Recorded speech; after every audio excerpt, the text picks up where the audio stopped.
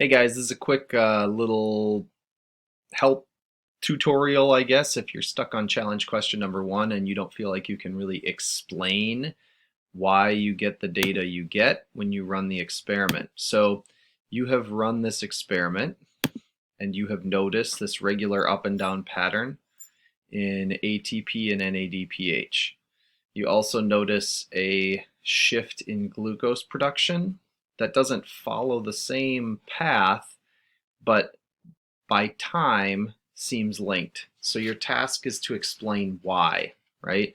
Why is there this steady increase in ATP and NADPH with no change in glucose, sudden decrease in these two molecules with a corresponding very slight increase in glucose? Okay. And so the answer to that question requires you to go back to your notes and maybe the video lecture that I gave on Monday about fermentation and photosynthesis and look at what's happening in the process of photosynthesis. So here we have the overview of what goes on in photosynthesis, and maybe already from just this image you can figure out what's going on. The main idea here is that there are two stages to the reaction. Okay, there's the light reaction and then there's the Calvin cycle. And notice the inputs. So light, H2O, ADP plus phosphate go in to the thylakoid. There's a light reaction and what comes out is oxygen and ATP and NADPH.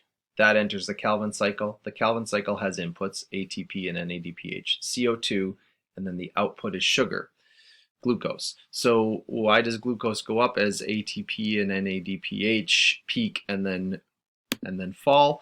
The answer requires you to think a little bit more about each system individually. In the light reaction, we have water being broken down. You're going to need to understand this system in more detail than I'm going to go in through it right now.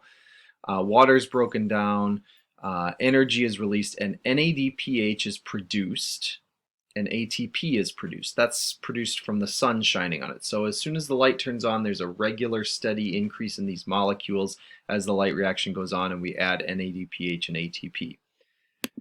The second stage is the Calvin cycle, and you'll notice the Calvin cycle, the only thing you really need to pay attention to on the Calvin cycle to answer this question is this requirement of 6 ATP, 6 NADPH here, and then 3 ATP over here. And those things are going in to power the circular movement of the Calvin cycle. And out of that circular movement comes glucose.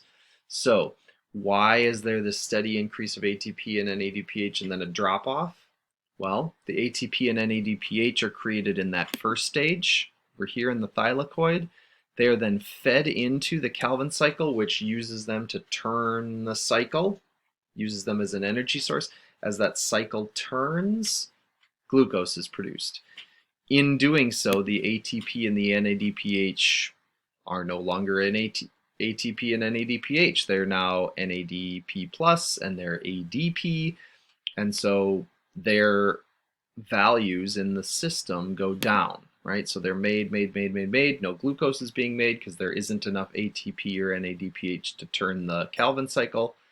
The Calvin cycle turns, using up ATP and NADPH.